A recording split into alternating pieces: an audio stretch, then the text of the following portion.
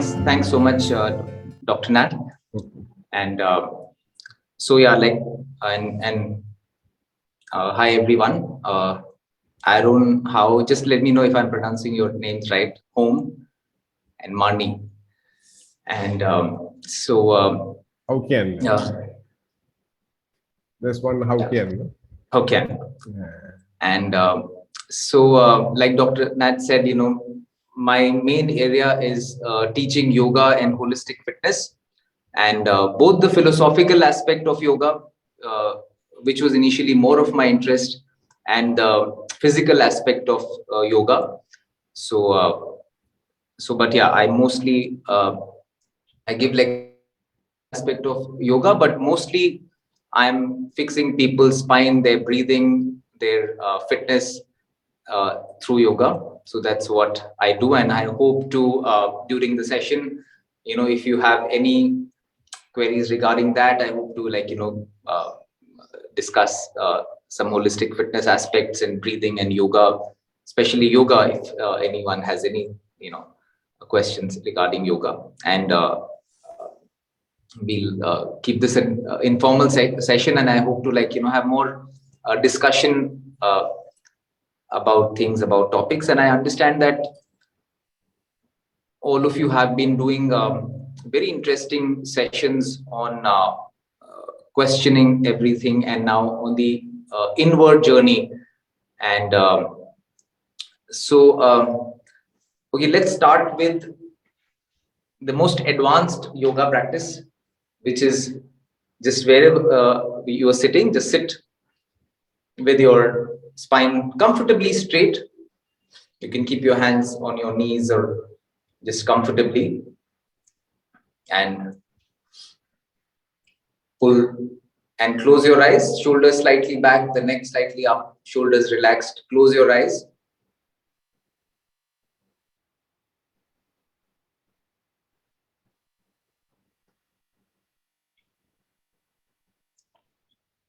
And just keep your awareness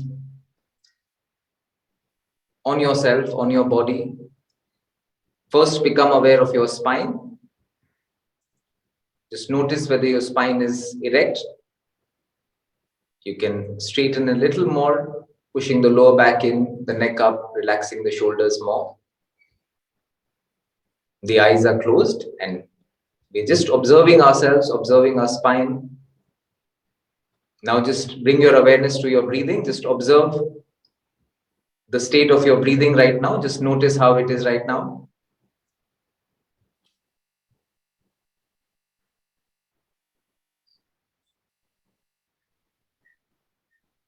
Now bring your awareness to the state of your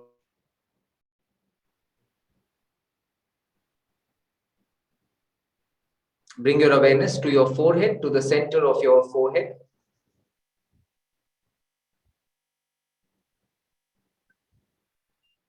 And whatever thoughts come to your mind, just observe and let them pass. And continue to keep your awareness on the center of your forehead, on your breathing.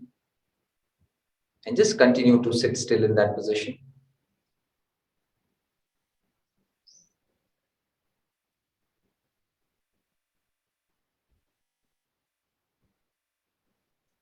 Now keep your right hand and keep it on the center of your chest where you can feel your heart rate. And keep your eyes closed. And just observe your heart rate.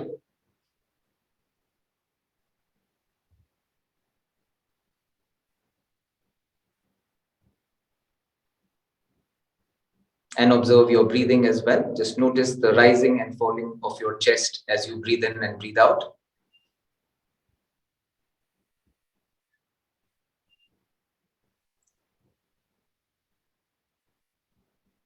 And keep the other hand on your navel, on your stomach. And just notice both your heart rate and your breathing, how it is right now.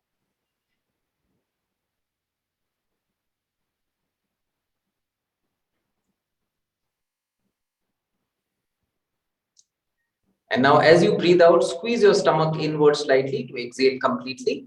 And we'll take 3 deep breaths. Let the stomach and the chest swell up more as you breathe in. And as you breathe out, the chest goes down and the stomach squeezes in slightly. And 2 more times. Take deep breaths.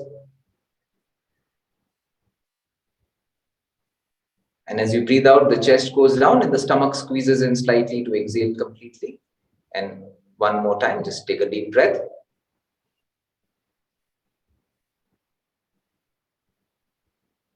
And keep your hands back down and join your palms together and just rub your palms slightly and let your eyes, your face absorb that heat and come back. And come back. So interestingly, just sitting still comfortably in silence with the eyes closed, that is the most advanced yoga practice. And standing on your head and all those stretches and the complicated, just to make this better. And I'll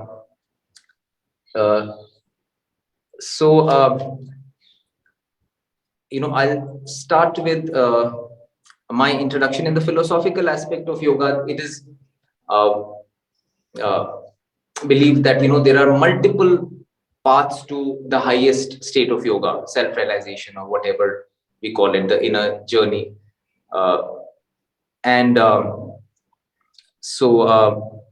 There can be, there's a path of broadly the path of just the breathing and which is called the Raja Yoga, which is the path of these breathing practices and meditative practices, and that's called Raja Yoga. Then there is Karma Yoga, doing it by selfless work, which I believe a lot of you are doing, a lot of humanitarian work. So that is doing it like totally selflessly and without any pride, and so that is the path of Karma Yoga. Then there is a path of Bhakti Yoga, where with surrender to the divine, the path of devotion. That is the other broad path. And the fourth path, which is the path of knowledge, is called Jnana Yoga. That is actually, it is believed ultimately that is the real path. Then all these paths lead to that path. That so the path of knowledge. And so these are the broad paths, but they are like, can be thousands and thousands of paths. And also from the lineage of teachers I come from, they believe that one needs to, especially in the chaotic times we are living in, one has to have the combination of all these broad paths. You have to do a bit of the breathing practices also, you have to do a bit of karma, have some devotion in your own personal way, and also pursue the path of knowledge. And so all of us have our own journeys, and we choose our own paths.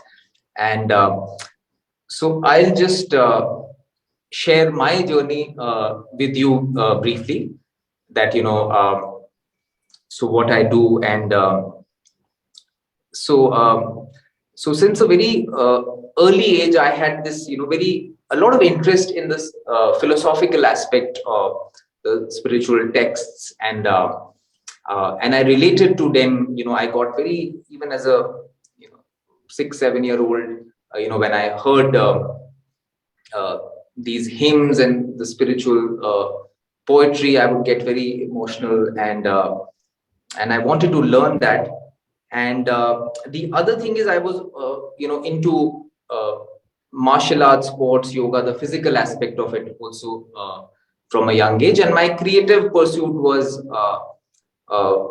photography. That's something I used to do. So so at a very young age, one teacher came to give a lecture in the school I was in, and I was told that he's one of the biggest authorities on the ancient Sanskrit scriptures, the philosophical aspect of yoga. And I decided that I learned from him when I was barely 12, and it so happened that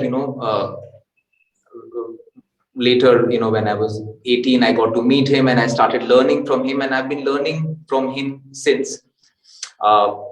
He's one of my teachers. That's the other thing, I believe in, uh, uh, though, in yoga, there is a saying that, Anu Bhadra Kritvo Yantu Vishwata, that, let noble thoughts come to you from all sides. Like my teacher also has many teachers. So learning from all cultures, several teachers, that is something my teacher.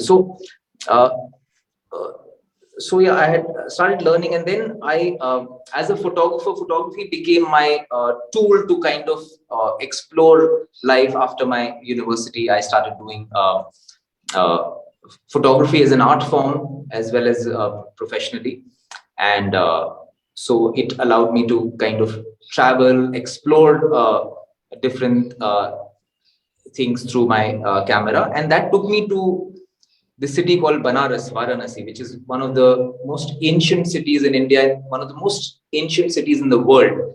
It is the oldest living city in the world, and it has a very strong spiritual tradition. Like for thousands of years, that culture has, like, the other cultures, many times, it's the civilization has been ancient, but it's been broken, abandoned. But here, it is a continuous for thousands of years, and somehow it has been a seat of even someone like the Buddha, and all these went to Banaras, gave his first sermon near uh, uh, Banaras. So that when I reached that city, it kind of I really connected to that city and felt some energy and a connection there. And as a photographer, I started going there a lot, and I found a teacher who was who used to. So it's a river which flows through it, the sacred river of India, the Ganges, and it's on the banks of that river, and so a lot of uh, saints and a lot of religious people also, but a lot of people who are not religious, but mainly spiritual. So all kinds of people come there and live on the ghats of Banaras. And also for the religious people, it's a place where people come to die. It is believed that if you die there, you will uh, achieve nirvana or moksha or liberation. So people come to, so that it's also a big cremation ground, and that's one of the reasons which gives it that energy, that India's population is huge, so there is large number of dead bodies coming there all the time. So you're sitting there having a cup of coffee, you just see 10 dead bodies cross your path, and that also gives it um, that energy, like it's so you have that truth right in your face all the time. And so the people there, like, either they're very spiritual or they're religious, or they want to live life each moment uh, to the full. So and so yeah, I found my teacher, one of my teachers there on the ghats. He used to live there, and I used to go to Banaras a lot, spend time with him. Of course, I was very young then. A lot of things he taught me, and he taught me a lot of meditative practices, working with the breath. And uh, so but yeah, a lot of practices he taught me, like I got them much later, really understood them. And so after that, I learned yoga, the hatha yoga practices from many traditional schools of yoga. And I also continued my martial arts. I was doing it at a very good level. I was and also martial arts also, for me, it was just like yoga. It had the same the meditative aspect and the balancing of the yin and yang, which is in yoga, in martial arts. So it kind of, in a way, helped me on my inner journey as well. And professionally also, I was teaching the physical aspect of martial arts and yoga. And then also in photography, I did many different kinds of photography to kind of explore different things. And then I moved to Bombay, which is uh, a very dynamic city of India. And over there, I started teaching yoga. And then I realized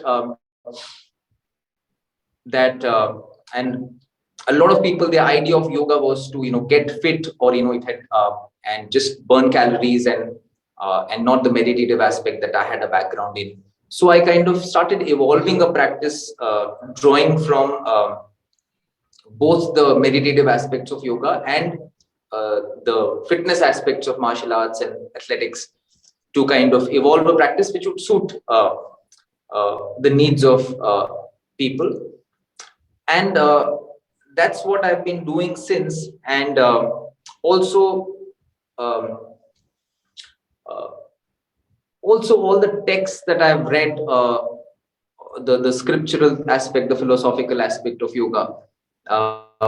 There's one very interesting thing that one has to, it has to be, and all my teachers that I've had also, uh, I realize that everything has to be experiential.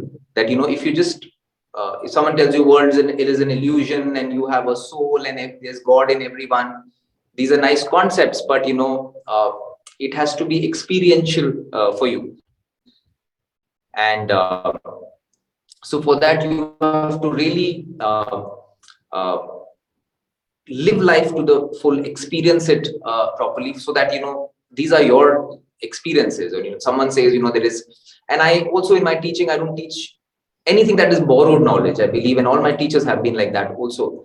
That you've learned that there is this chakra here, and there is this chakra here, and there's a kundalini, whatever, but uh, not believing anything, just unless it is your experience uh, of life. So examining life yourself, which I believe a lot of you have been doing. And also uh, in Bombay, then I met another Vedanta teacher of mine. Vedanta can be the other name of, it is called the end of knowledge. It is the philosophical aspect of yoga can also be called Vedanta, which is a series of thousands of year old scriptures which deal with the universal aspects of spirituality, and they're not into rituals. So which probably we'll touch upon later. So there I also met another Vedanta teacher of mine, who came from the lineage of Ramana Maharishi and Nisargadatta Maharaj, where their whole thing is this question of who am I, and just being with that as your inner journey. And which is also something I think you've all touched upon and explored. So that, I had this very close connection with my teacher in Bombay, with whom I can't say learned, but yeah, I kind of explored this whole, examined more with him, this whole aspect of who am I? Am I really the doer of things? So yeah, that continued. And also, for me, everything I was doing professionally in yoga, and uh, but at the core of it was my inner spiritual journey. And so I explored new things. For example, I got an opportunity to train one of the richest people in India, and travel with him, and be his guest. I took it up just because I wanted to see how such a person, he had led a very flamboyant lifestyle, had private jets, and so, and I told him, I'll be on your guest status. So I kind of lived his lifestyle for a year, and just to see that. And I was also in Bombay, I was training a lot of film stars, and somehow I uh, got to train a lot of these millionaires and film stars, celebrities, kind of got to see their life very closely. At the same time, I also lived in the slums of Bombay just to explore that, how do people who are living. So I lived that life for a year also, just to see closely for myself. And that, so all this was a part of my own, so whatever I chose, it was more to do with my inner journey. And whenever I felt too comfortable, or just I kind of so I feel constantly uh, getting out of your comfort zone, and facing your fears, and which is also I get from my background in martial arts. So yeah, the inner journey uh, continues, and I kind of uh, really believe, and also the discussion with I have various teachers, and but it's not like uh, all my teachers are non-preachy. They kind of, I discuss things with them, and my spiritual explorations, and yeah, so that journey continues, and the crux of it is that all the things that I've read in the scriptures about self-realization, one is questioning everything, and it has to be my experience, and not second-hand knowledge or just theoretical knowledge. So every uh, thing has to be become uh, your own and so so yeah, so that's something that continues, but like of it, most of the time goes into fixing people's spine, their breathing, and yes, Dr. Nat. There is some. Is your line okay? Can is there some disturbance? Can you hear me clearly? I can hear you clearly, but you go off this off. Okay, I'll just try to change my network. Maybe that might help make it. So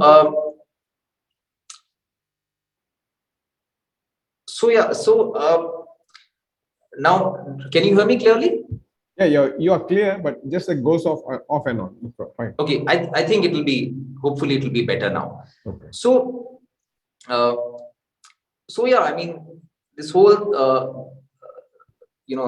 talk of the inner journey, and experientially, with your experience, realizing your inner journey, but for all of that, there is this necessity to have energy. So conserving energy, these days we are dissipating a lot of energy. Conserving energy and having a sound body and mind. And so there is a saying in yoga, it says sharira madhyam khalu dharma sadhanam, that your body is your instrument through which you will do any dharma or any pursuit, but the basis is your body. And so one of the most important things we can do on our inner journey or outer journey as well, exploring your potential, is to take care of your body and mind, your breath, in a holistic way. And I think that is because many times the yogis who follow the path of knowledge, sometimes the body is neglected, because this whole thing of I'm not the body and I'm the mind. But even in Buddha's journey, like it is said that when he was told to, like, he was on his journey and he was told by someone to, like, give up food, and he gave up food, and he fasted, and he became like really skinny, and then he was almost about to die. And then when someone offered him some food, and he kind of just and he realized that by doing these extreme practices, he realized that without respecting the body, the spiritual journey, inner journey, outer journey, nothing, everything is meaningless. So then I think that gave rise to that middle path, that not going to extreme. So taking care of the body is something, in a holistic way, I feel. So that's why I feel the whole aspect of Hatha yoga and holistic fitness is very important, uh, particularly in this day and age.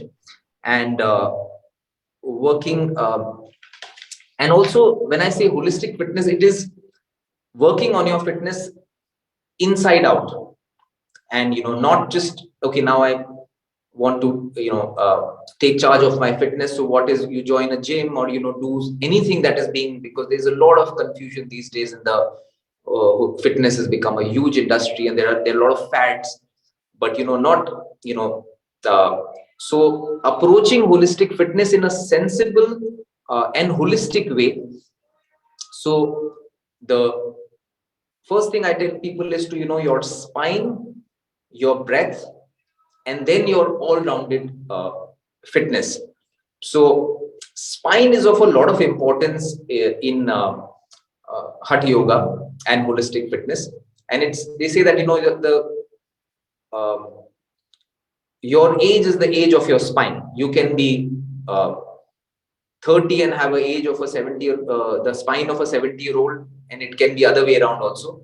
And for a lot of us in this day and age, because we are sitting so much, we are bending forward on our phones and our computers so much, that our spines, are suffering, our postures are getting. So I feel that is something very important to counter. Otherwise, all of us are sooner or later heading towards spine problems and stuff.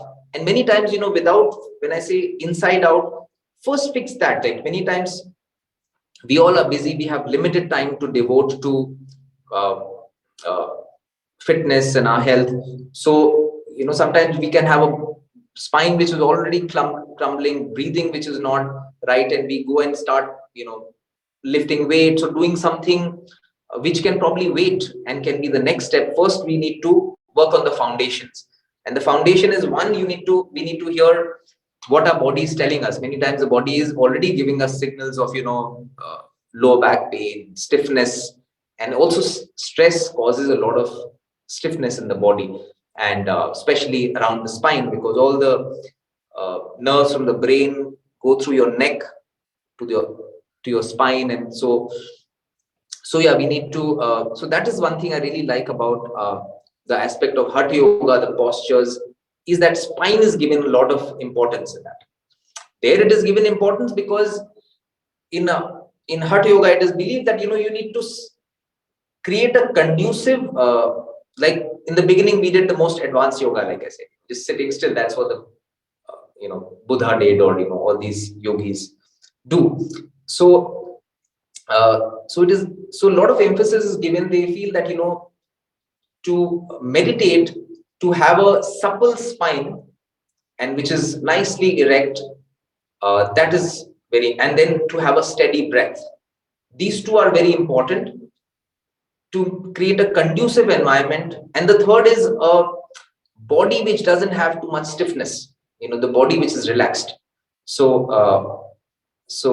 These are so that's why a lot of emphasis is put on the spine and the breathing. And somehow it is becoming more relevant because of excessive sitting, our spines are suffering the most. So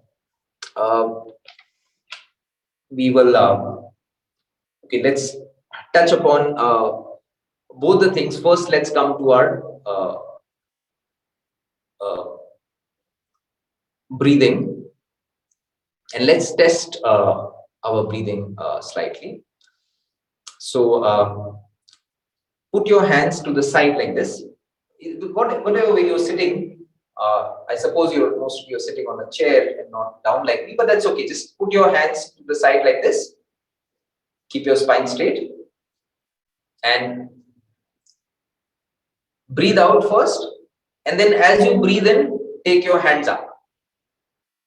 Slow movement, slow breathing. Just breathe in. Join your palms together. And as you breathe out, bring your hands down. Try to coordinate the breathing and the movement. Okay, just try to keep it slow and try to coordinate the breathing and the movement. Exhale completely. Inhale. 1, 2. Try to keep inhaling. 3, 4, 5, 6, 7, 8. Hold the breath and breathe out. 1, 2, 3, 4, 5, 6, 7, 8. Breathe out completely. And 2 more times. If you can't stretch till 8, try to stretch it. Otherwise, stretch till you can. Hold the breath and try to exhale equally long. If you inhale 8 counts, then exhale through 8 counts. Keep exhaling through the movement. Exhale completely as you touch down. And 1 more time, as slowly as you can. Count in your own mind. 1, 2, 3, 4. Count in your own mind. As slowly as you can. Hold the breath slightly. And then start exhaling and stretch the outgoing breath equally long to equal number of counts. And breathe out completely, and relax, and relax. So this is one important thing to be able to, you might have seen that, it is, I can stretch 8 counts or 8 counts, I'm being able to breathe in, but breathing out, it is finishing sooner or whatever. And 8 counts is also very less. We need to improve this with practice to kind of stretch the incoming breath much longer, 10, 12, 16 counts, be able to hold the breath and then stretch the breathing equally long. If you practice it, it will become better. You'll be able to stretch it longer. But so this is something, before we getting real benefits of other breathing techniques, it's very important to uh, uh, breathe deeply. And the more, as we improve this, our productivity, our, functioning of the, and also uh, these aspects improve the working of the nervous system and the endocrine system, which is very neglected in when we approach fitness. It's the muscular system, skeletal system, respiratory system, cardio exercise. Those come later, but our nervous system, the mind, and the overstimulation we have these days, and that affects our endocrine system, the secretion of our glands or hormones. A lot of people are having thyroid problems, and also it is very important when you start taking care of health to do things which are calming for the mind, which is uh, the breathing exercises, and also doing exercise in nature, going out for a walk in nature. So that also is calming to the mind. So the breathing, and then the spine, the stretching of the spine, and stretching of the other body. So that, and then of course strength, especially the core strength, not just lifting weights and working with, also keeping it natural, not you know uh, unless you have all the time and you're a professional model or this thing, staying up here from machines and staying more with the natural exercises, going for a walk, jog outdoors, doing freehand exercises, push-ups, planks, and even if you need to do weights, doing freehand weights and not, working with machines too much. Or even if you have to do that, it should first, getting your breathing right, your spine, the stretches, and then moving on to those things. Okay, so right now we've been sitting for quite some time. The other thing uh, we need to do is, to counter sitting for is team sports. Okay, sports is great. And actually, whatever we're talking about in anything, just I would really appreciate a discussion, any questions you have.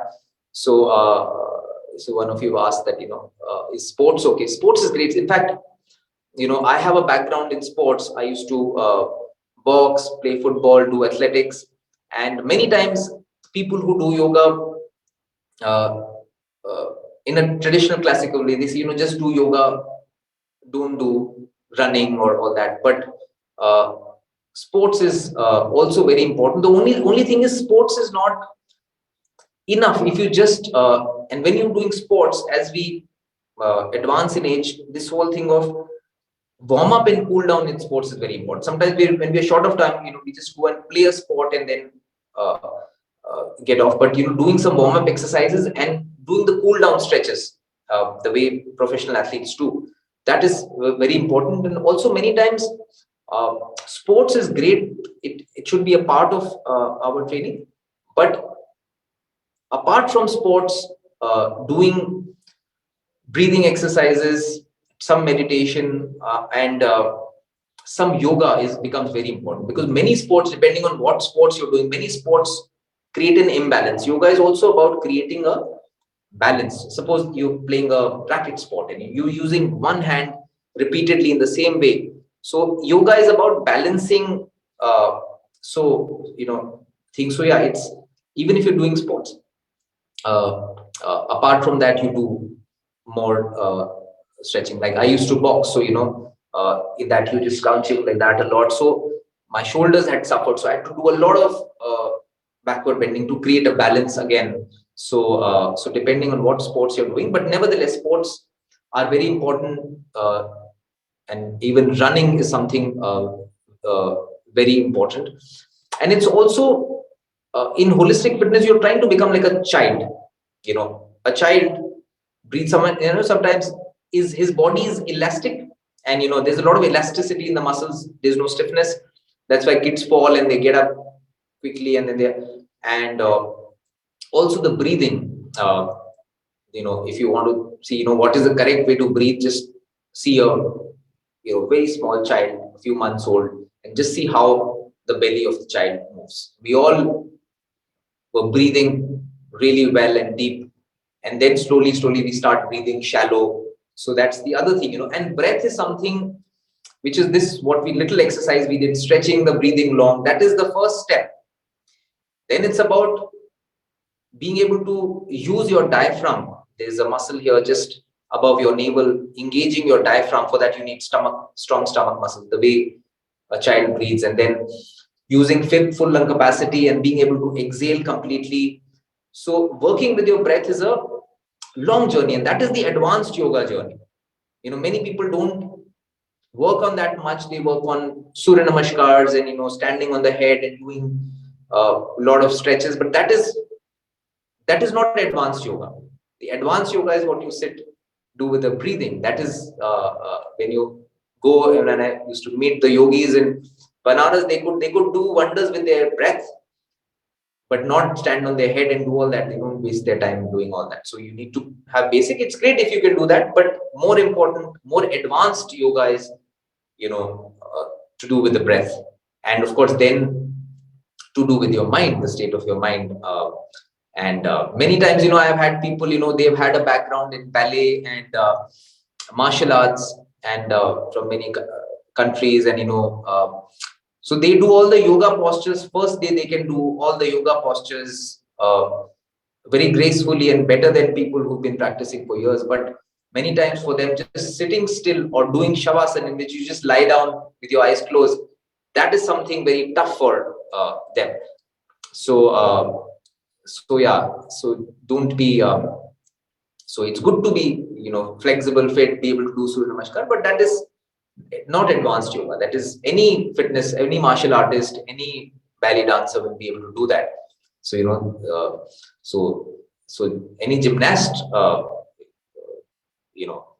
any level will do all those, but which is great, but that is just a very basic aspect of yoga. The advanced is to do with the breathing, and we should all invest some time in breathing. And then, of course, so now that we've been one more thing we'll touch upon is we've all heard that sitting is the new smoking, and which is like really true. When we're sitting for long, our bodies are becoming stiffer, the body is accumulating toxins, and for outer journey to excel in whatever we are doing, and also for our inner journey, we need a lot of energy. We need the body to be clean of toxins, and so we need to counter that. So not sitting for too long and taking a little break and come. So sitting, since we are sitting right now, we just do a few stretches just sitting. So when you're sitting for too long, this thing of just taking your neck, just take your neck up slightly, look up at the ceiling, and just hold there for a few seconds. 8, 7, and not a discomfort, just a gentle stretch, which should feel slightly nice, not uncomfortable. Keep holding there. 8, 7, 6, 5, 4, 3, 2, 1, and come back straight. Raise the shoulders up slightly and push them down. Breathe in slightly up and breathe out, push them down more. And once again, breathe in up and breathe out, push them down more, and relax. Now, just take your hands back if you can interlock your fingers behind you. Otherwise, just whatever chair or something you hold it, which allows you to pull your shoulders back. And just pull the shoulders back and the neck up. And the neck up again. Look up. And just hold that position. Feel the stretch on the neck, on the shoulders more. 6, 5, 4, 3, 2, 1. Okay. And come back. So that's the third stretch. And then interlock your fingers and just stretch up over your head. Stretch up slightly and hold there. This holding is very important.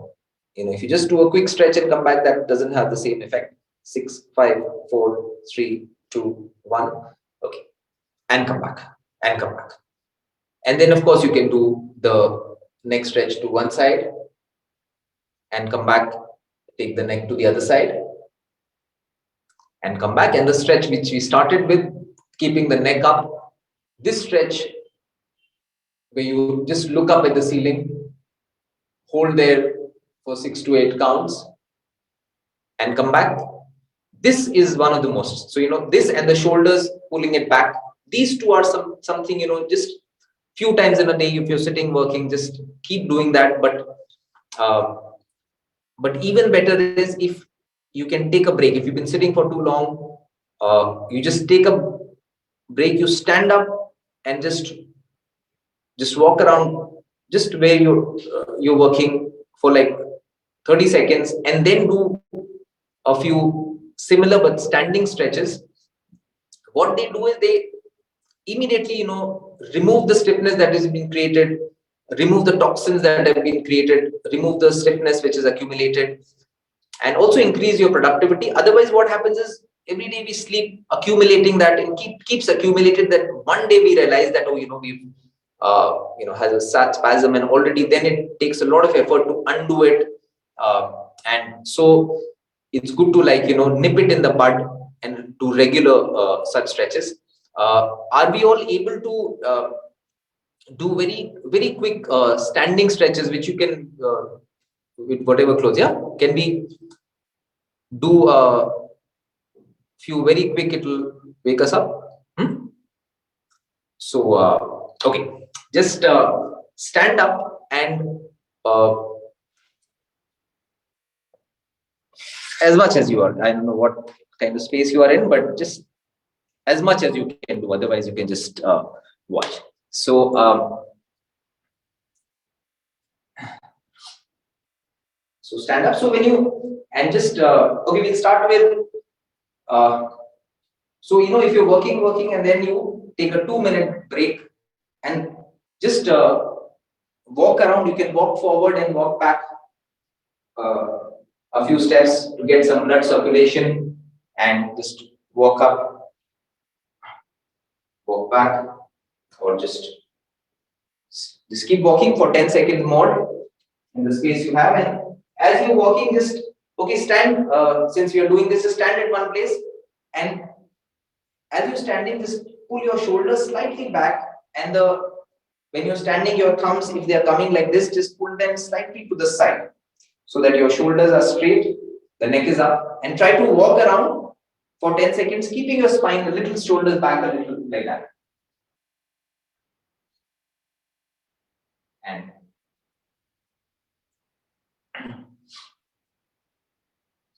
okay, and come back. So now we'll just do these stretches. I call the anytime, anywhere stretches. So whenever you're sitting for long, just get up, walk around a little bit, and just stand and do these few stretches. Again, just keep your hands here, raise the neck up like we did, and look up at the ceiling. Hold there. 6, 5, 4, 3, 2, 1, and come back. So that is the first stretch. The second, take your hand. There's a little distance between the feet. Take your hands back, interlock your fingers like this, pull the shoulders back. Don't raise the shoulders up. Keep them down, but pull them back, and then the neck up. Similar to what we did sitting. Yeah. The shoulders should be pulled back, neck up, hold there. 6, 5, 4, 3, 2, 1, and come back. So that's the second stretch. The third is interlock your fingers and stretch your hands up and keep stretching. And hold there. You can come on your toes, otherwise you can keep your heels downward if you suit yourself. Just stretch your hands up, hold there. 6, 5, 4, 3, 2, 1. Okay. And come back. So this is the third stretch. The fourth is again a little distance between your feet. Support your lower back like this. and then arch back, look up. This is for the lower back. And look up. You feel that slight stretch on the lower back. Keep holding there. 6, 5, 4, 3, 2, 1, and come back. So you do just this much, walk around, then you go back, sit on your desk and resume your work. You'll be more productive, and your back. If you keep doing this regularly, you can do it twice a day, thrice a day, and we just once again quickly go through these. You can sit also. Those who are sitting, you can sit. So we just, so that you remember, you walk around, and then the first stretch is the neck up. This one, or I'll just show you. Just see. Second is you take your hands back, pull the shoulders back, the neck up. The third is you just stretch your hands up, hold, and the fourth is you support your lower back and arch back, and holding for 6 to 8 counts of each. That is really important.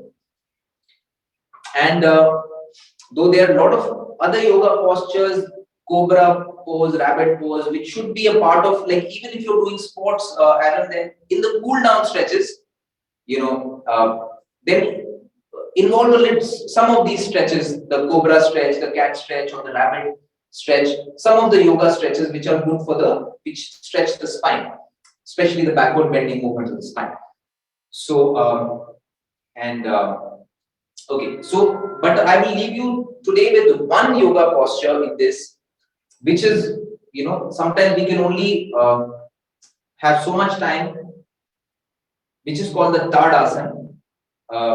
Those of you can do it, just do it once. Otherwise, if you can make this a part of this, has immense benefits. So measure 1 foot distance between your feet like this, shoulders back, the neck straight, and then as you breathe in, like we did the breath movement coordination like this. So here, as you breathe in, you come on your toes, stretch your hands up, and hold the breath in the final position. And as you breathe out slowly, bring your heels down and bring your hands down. 2 more times, slowly, and with full body mind breathing coordination. Just try how much. Just wait. Just in the starting position first. 1 foot distance between your feet. Feet are parallel, shoulders are back, the neck up. First, the starting position has to be correct. You're looking at a point straight in front of you. Okay, you're looking at a point straight in front of you. Your shoulders are back. Now breathe out first, and as you breathe in, slowly start coming on your toes. 3, 4, keep coming on your toes, keep breathing in. 8, hold the breath.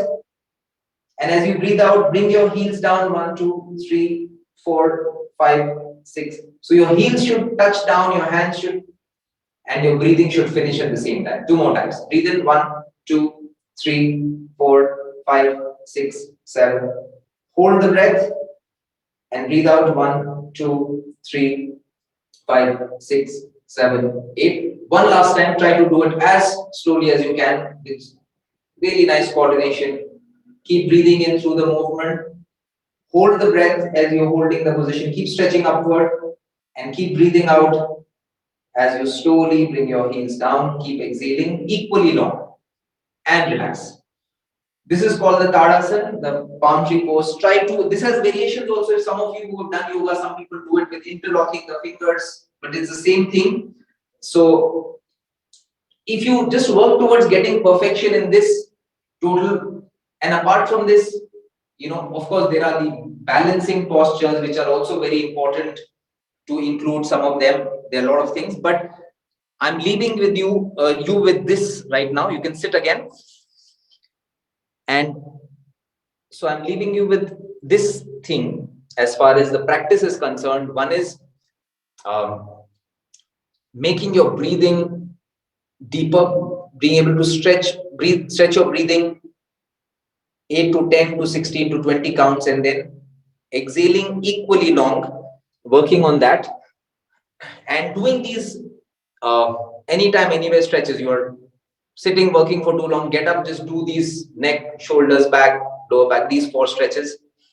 Even if you're traveling on a bus or a train or a long journey, you're sitting, just at least walk around if you find, or doing these stretches in the train, but at least walk around, get some blood circulation, don't sit for long. And yeah, so doing these stretches and this tadasana that we did, uh, that if you can just do that one thing, that has immense. Does it have to be in the order that you have demonstrated? No, not really. The tadasana can be in the uh, morning. You wake up soon after, walk around, you can do that. And the anytime, anywhere sitting stretches have to be anytime you're just sitting right now. You can just get up, walk around, and do. Those are anytime, anywhere stretches. I call them. You can do that anytime. The only thing is before doing the breathing based exercise, be it the Tadasana or uh, this one, before doing the breathing based, the pre-requirement is that your breathing should be slow. That's why these are suggested in the morning, because in the morning the breathing is slow, the mind is less scattered. So it is better to do the meditative and the breathing practices in the morning. But if say if you come from a job, then you don't start doing the breathing exercise. Then you wait for a little bit, let the breathing to slow down, and then you do them. Otherwise, yeah, you can do them anytime. And hopefully, we can touch upon that a little later again. And also regarding anything, if you have any questions. The other thing I really recommend, and I've seen people benefit from, and little things make a huge difference. We'll try to go through the healthy habits that I put in my book and to see if you are following them. But one thing that really, that starting your day with and this is also even if we leave out about the inner journey and all that, just if you want to be more healthy and productive in life, for that as well, morning when you wake up, you know uh, and we all know this, keeping the phone away when sleeping, buying an alarm clock if you use that, the phone, a lot of us do that. So in the morning, first few minutes when you wake up in the morning, not just kick starting our day immediately looking at the phone, checking. So, just taking a little pause when you wake up, just center your mind a little bit, and that's the time to, do some breathing, some of these neck stretches and stuff. And you can just right on your bed, you can stretch your feet straight and do some stretches, some twisting movements, and then say a little prayer or do some breathing and rub your palms, even if it was for 2, 3, 5 minutes.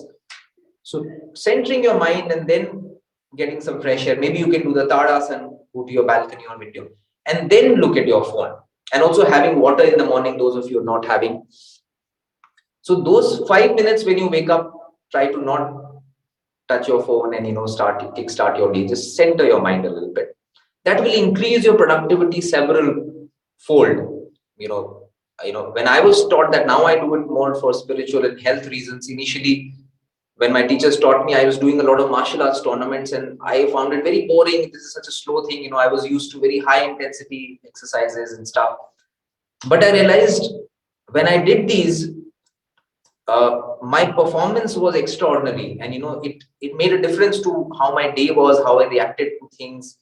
So doing some spinal stretches in the morning and some deep breathing, and then starting your day will make a difference to how you react to situations, how your productivity is, your creativity is. So those 5 minutes, and the other is before you sleep, those 5 minutes, what you do. So there again, like, putting your phone away and then at least for 5 minutes, playing some soothing music, reading a book, doing anything which is non-stimulating to the mind.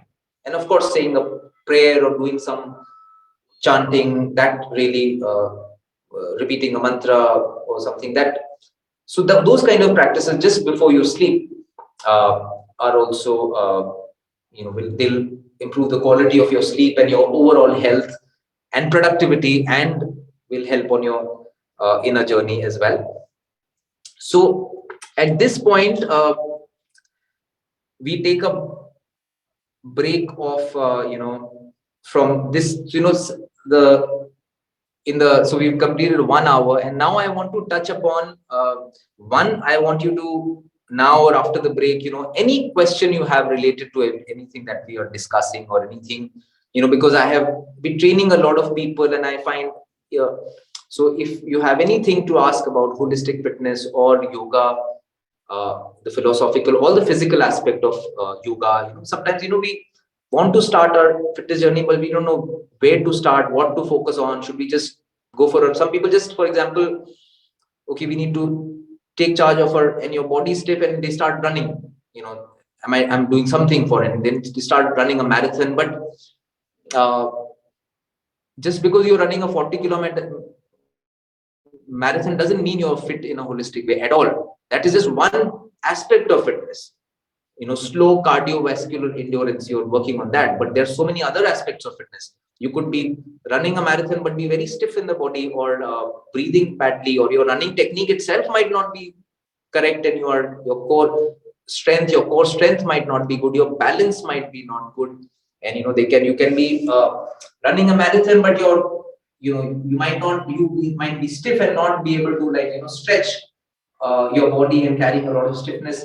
So it has to be all rounded and sensible, your approach to fitness, because I see a lot of people follow the whatever fad, and then put in a lot of time, energy, and actually end up harming their fitness, and then they have to correct that and undo it, and a lot of people get injured also. So yeah, regarding all of that, if you have any questions now or later, because in the next hour maybe we take a 2-minute break, you can have a water or something, but right now, before that, if you have any immediate question regarding what we've spoken so far, you can ask. In the next part, I am hoping to take up, when I talk about the philosophical aspect of yoga, the universal philosophical aspect of yoga, I'll try to touch upon that a little bit more in more detail, just introduce you to that. But before that, if anyone has any thoughts on anything, any questions of whatever we've spoken about so far, just let me know. Are you okay? Let me ask you, are you any of you dedicating some time for your fitness? Are you doing some breathing and stretching exercises or meditation? You are, most of you are. Okay, okay. That's good. No. What about stretching? Yeah, whom you are. What about stretching and deep breathing exercise? The stretching exercises and breathing, some yoga. Okay, okay, great, great. And yeah, so if you have any quick question on anything, Sir, I have a yes, question.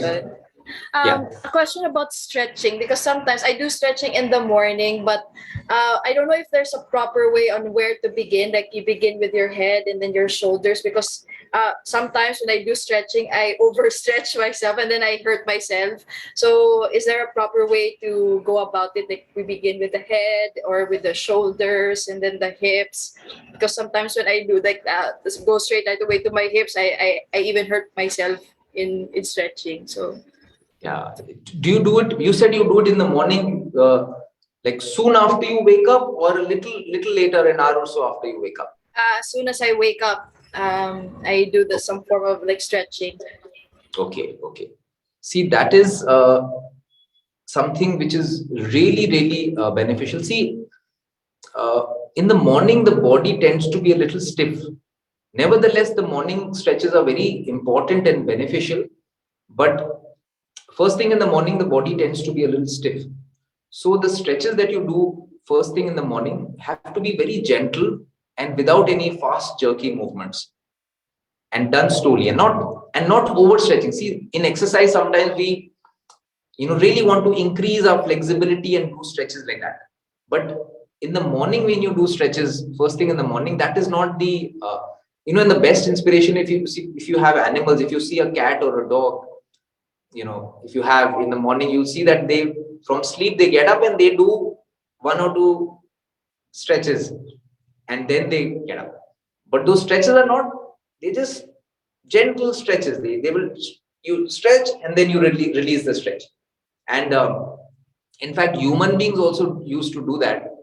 In India, when you go to the villages, people who sleep on the open, and you see them when they wake up, they, and when I was a child, I used to see that even more, that people would just get up, and you will see people as, and naturally they're not doing it out of fitness or anything. It is just a natural response of the body. They would get up and stretch like that, and then release. And so that is the way to stretch it. You stretch and then you release the stretch. So that kind of wakes up the organs. That's how the cat and all do. So I'll just show you some of the stretches that you should do first thing in the morning, and the pace that one is you sit straight, you center the mind for say 30 seconds, a half minute.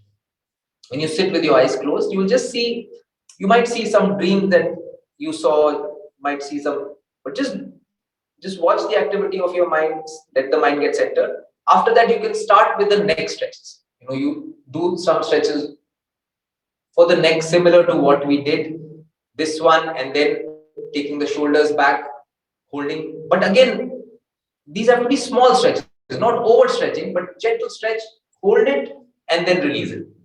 And then you can, since you do more stretches, even this much, and then you can just do a little prayer, and this stretch, these three you can do in the morning as well.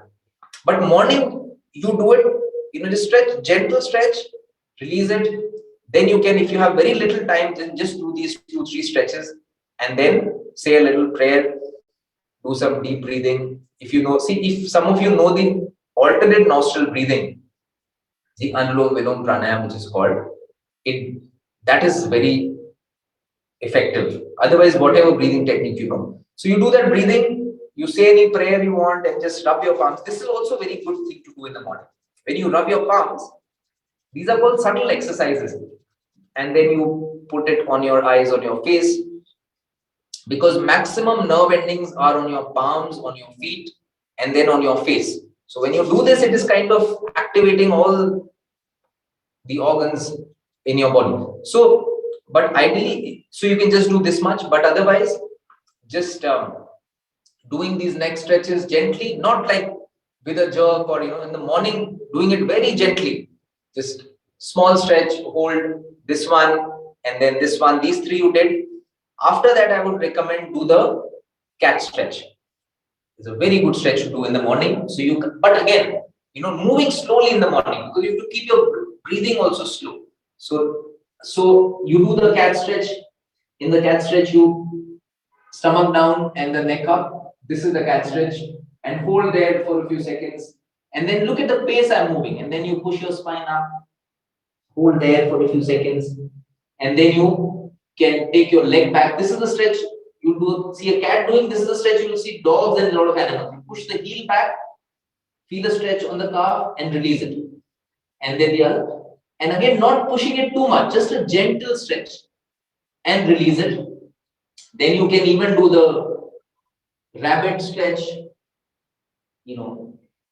This one, hold for a few seconds, and then you can stretch your feet straight in front of you, pull the toes in. This is also a simple stretch, but the hamstring and this calves, this is the area that becomes stiff. So just pull the toes in, do this stretch, but again holding the stretch, and then sit cross-legged, and then do a twisting stretch, which is also very good to do in the moment. It kind of activates the digestive organs.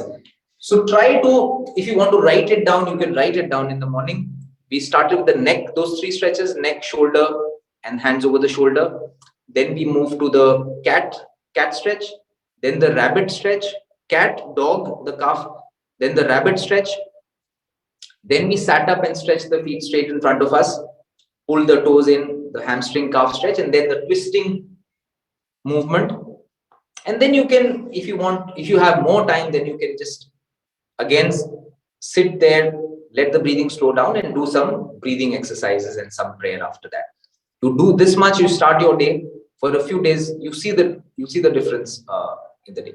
So yeah, Mani, that's a long answer to your question, but these stretches are so important. If you just make this a part of your life, and as you go along, you keep modifying it according to your needs.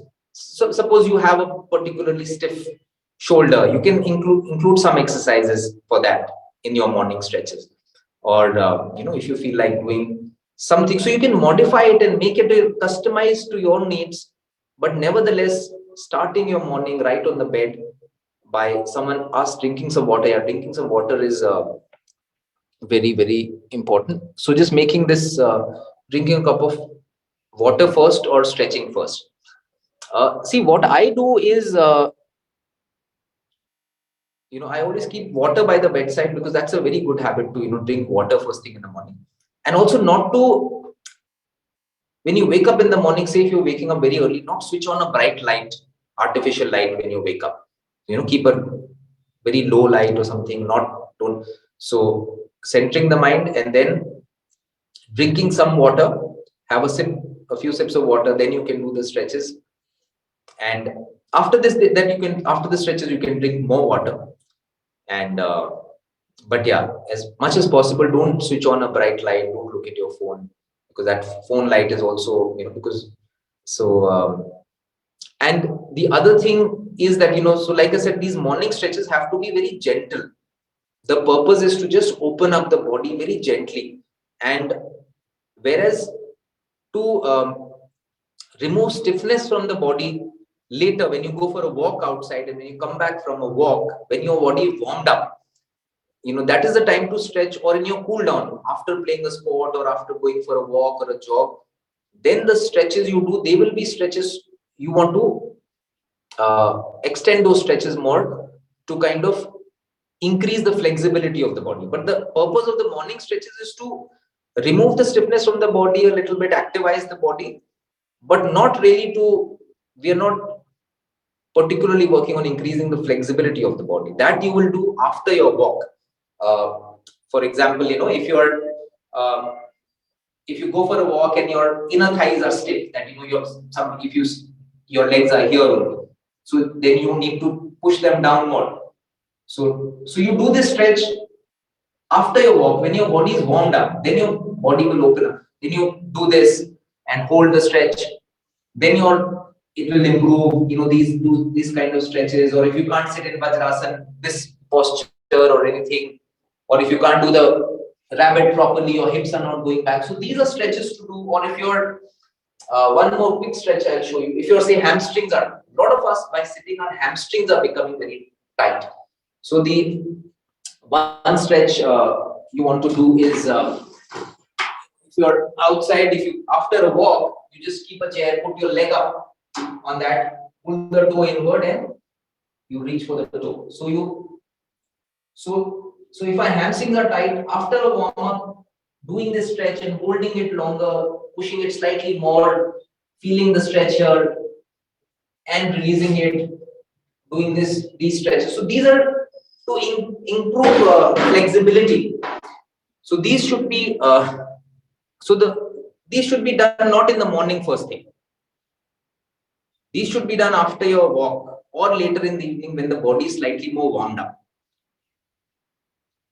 Okay, and also after a sport, like I said, you should do cool down stretches after a sport. These kind of stretches, for the hamstrings and all, are good to do. But anyways, if anyone has any other quick question, otherwise, so if a person who is interested in doing yoga has previous injuries, let's say joint injuries are a big one. Uh, Injury, how could you advise a person of those conditions to start practicing yoga? Yes, Dr. Nat. yeah, maybe we should take a short break if you. Okay, Yeah. so after the short break, then Aaron, I'll address your question, which is a very important Yeah. Because question, and then we will talk a little about the Vedanta, the philosophical aspect of yoga, and also any other questions you have regarding these things we're talking about. We'll be happy to. So we can take a 2-minute 2 minute break, and then we can come back. Yeah. Okay. Okay.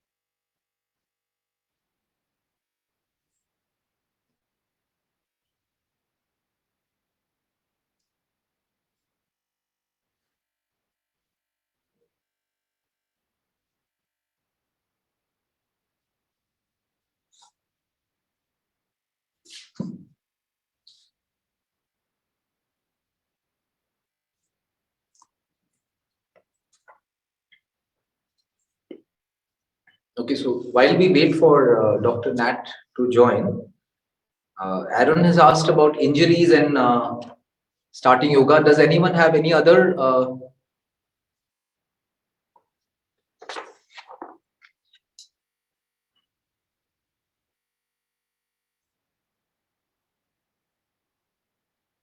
Okay, so as I take up Aaron's question, if anyone has any other question, you let me know. So Yes. he's asked about injuries and doing yoga with. Yeah, Home, do you want to ask a question? Yes. Yeah. Should I ask now? Yes, yes. Yeah, I have two questions, please. One is regarding the taking a meal,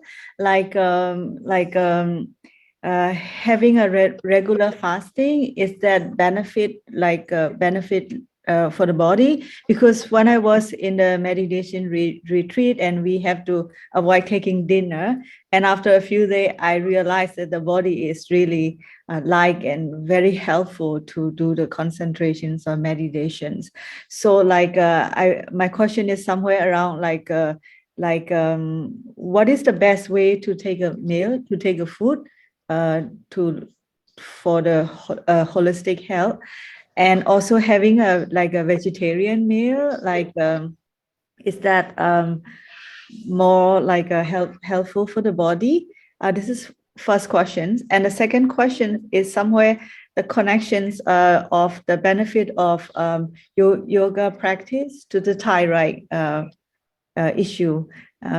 Because before I thought it's not related, but today, sir, you mentioned that how much it is helpful to the thyroid.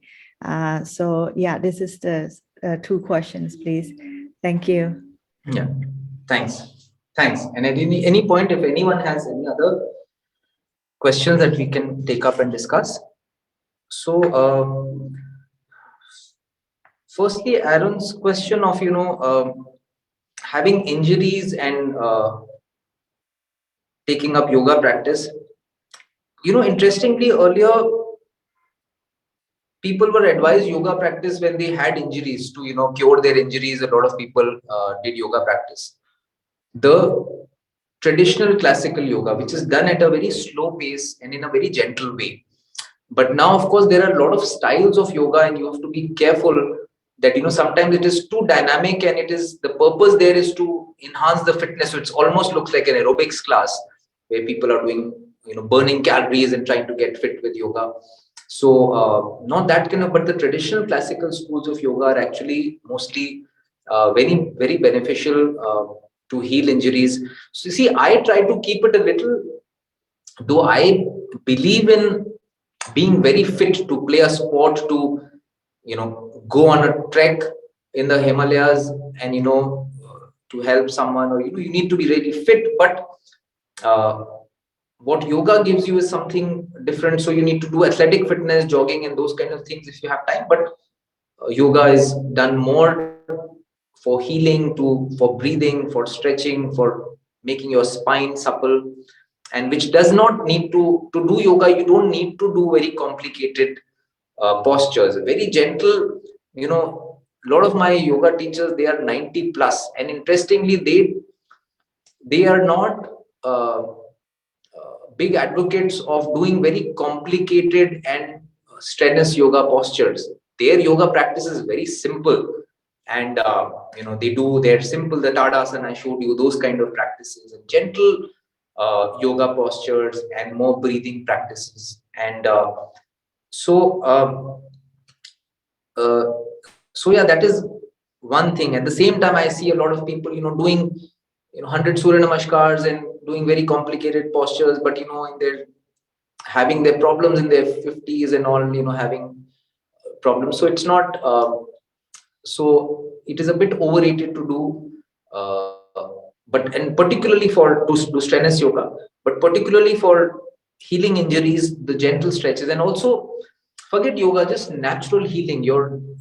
Half the time, I end up helping people heal of all kinds of problems and who want to avoid surgeries. And I'm a big believer in natural healing. And so many times, so people are doing some allopathic treatment, but they also want to do alternate treatment. So many times people come to me with all kinds of ailments and injuries, and they say, so we are doing this acupressure also, homeopathy also, and this also. Now we want to do yoga also.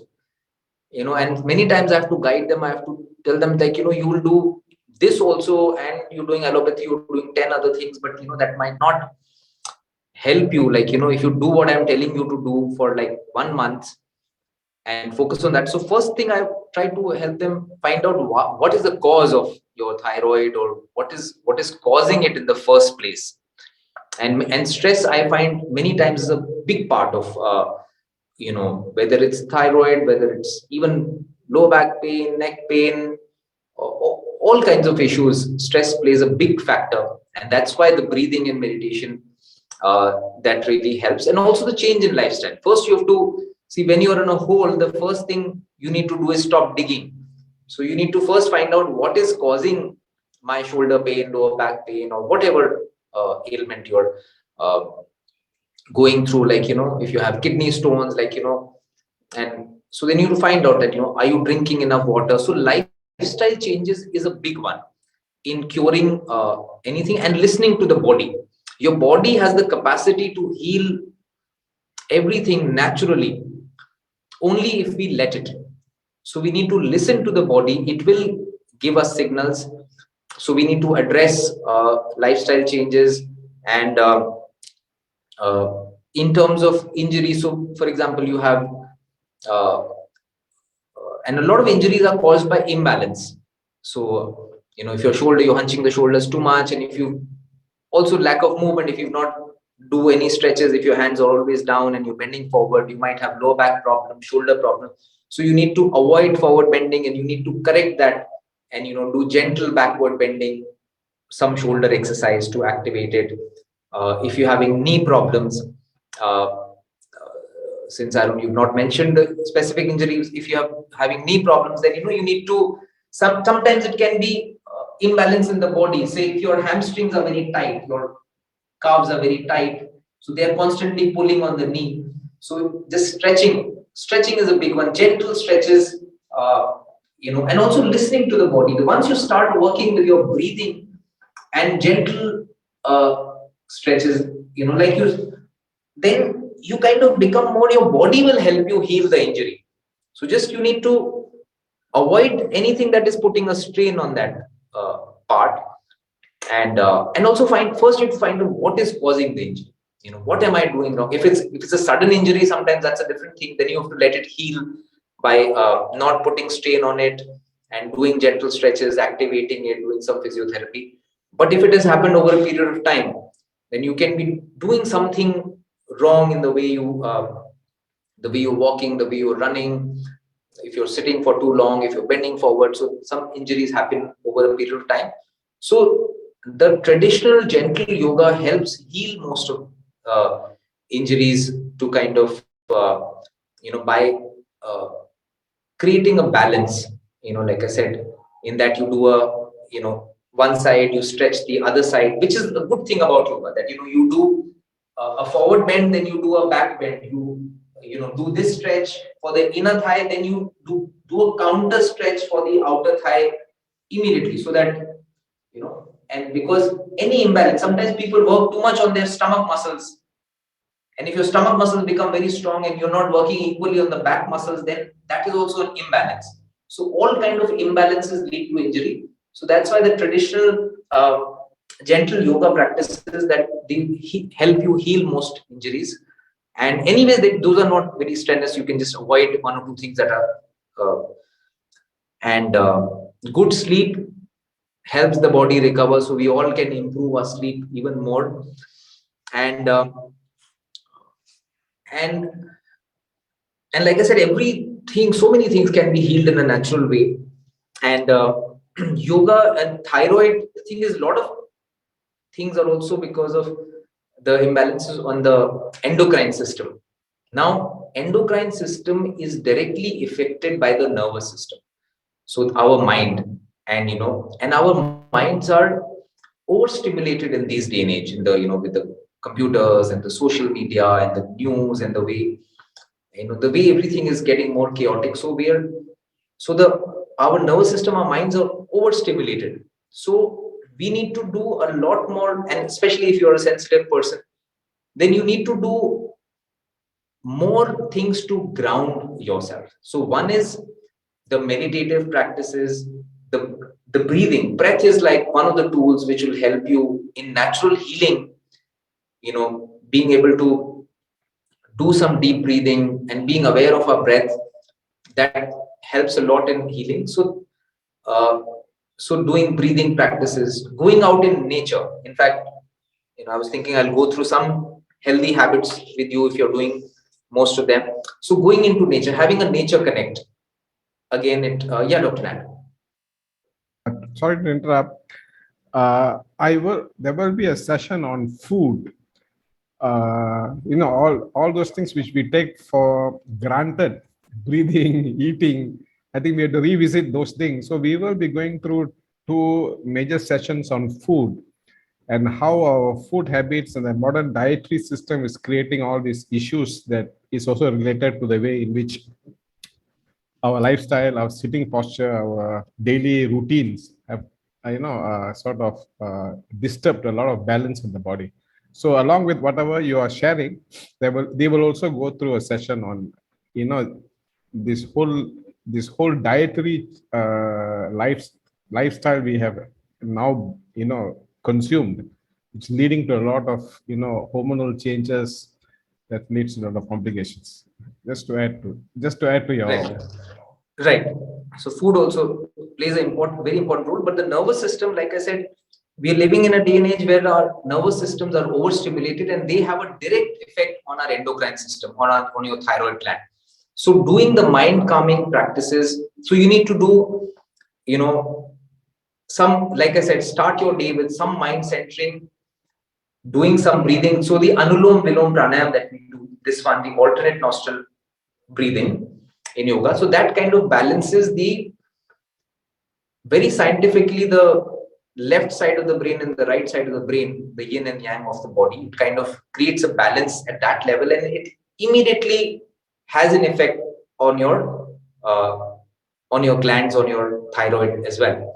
So that is something I would recommend for that, doing the anulom vilom breathing, also doing it properly. It takes time to, being able to stretch the breathing long and stretch it out long, and then you'll get the real benefits. But including that, learning the alternate nostril breathing, including that, uh, and that is very beneficial. Then I said connecting with nature, it heals, is very calming for. So make sure to have some kind of nature connect. Go for the morning walk, go for a walk outdoors. Before you sleep, just go see the night sky, and some connects with animals, plants. It has a profound effect on our health, especially on our nervous system and our glands, the thyroid gland as well. And also, before you sleep is a big one. Having a good sleep, again, has a very beneficial effect on your thyroid gland. So before sleeping, at the end of the day, just you center your mind in the morning, then you go like a warrior, you face the day, do the best you can, and then at the end of the day, you surrender your efforts and do a little prayer. And I really recommend, that chanting a mantra, before you sleep, just repeating a mantra. It can be any mantra, it can be a yogic mantra, it can be, a religious mantra. If you relate to, it can be Om Mani Padme Hum, or Om Namah Shivaya, or Allahu Akbar, or Ave Maria, or any. It's not important what or you can make up your own mantra also. But that is also perfectly fine. It's not, the power is not in the mantra, which many people claim. The power is in the repetition. And so you can create your own, and repeating that kind of has a very calming effect on the mind. And saying a little, and before you sleeping, that's a very very effective practice. Many of us don't do it because it is associated with religion, and a lot of us have got very fed up with religion. But it's actually a very important tool of centering the mind and benefiting our nervous and our endocrine system as well. So a lot of these grounding, anything that grounds and calms the mind, walking barefoot on grass and these kind of practices. So being more in sync with nature and doing more calming activities to counter so that is something. And you asked about fasting. So fasting is supposed to be, in Ayurveda, the ancient Indian, this thing, fasting is supposed to be the best medicine that, to, and if you see, you work with animals, for many things, we just have to look at nature. And if you see, I am into, like, treating a lot of stray animals in Bombay, and so when the animal is injured, you will see it's ill, it'll stop eating for a few days. And and it's a part of there, and they also heal themselves miraculously. So then all the body's energy goes into so fasting is something I really recommend. But again, the other thing I would say about food is, all our bodies are different, our systems are different. So I would, there is no, whether it's exercise, whether it's food, there is no one size fits all. So what might work for someone might not work for you. So so you have to experiment with things. And if you're leading a holistic life, doing some yoga, doing some breathing exercise, you'll be a little more in touch with your instincts. So you do try something, and you'll know whether it's working for you. So you make some changes, and then you see how it's working. Don't blindly follow anything. And as far as food is concerned, this whole thing of eating natural, of course, eating as less as possible processed food, white sugar, and a lot of things that come out of a packet. Mostly eating natural food in its natural form as much as possible, and so including fruits, salad, having lots of water. That is also one of the big health things these days. Not getting enough, drinking enough water. So make sure you're having enough water, and eating light, not eating. Three things I tell people to avoid is white sugar, oily food, too much oil, fried things, and refined flour, things made of refined flour, because that is not. So try to, whatever you're eating, try to eat something which is giving you some nutrition. Add dry fruits to your diet and home cooked food, less processed food, and also eating light meals, not eating. So this whole thing of breakfast like a king, lunch like a prince, and dinner like a pauper, it kind of works well. Have a good breakfast because your digestive fire is, metabolism is high that time, you can eat. And then lunch light, but keep the dinner light or early, and not that will also help your sleep. So having an early light dinner. And one is, these if you eat an early dinner, then anyways you're fasting, you're resting your digestive system for a long time. If you have an early dinner and then you till morning, you're giving your digestion a break and giving the chance of the body to remove toxins. And so yeah, that is one thing. But yeah, so food, there are three pillars actually of health, which we all know, which is your diet, your exercise, and rest, your sleep and your resting time. So we have to be optimum on all these three. So if you're great with exercise but not sleeping enough, that is not ideal. So you need to optimize your sleep also, your exercise, yoga, as well as strength, flexibility, all-rounded exercise.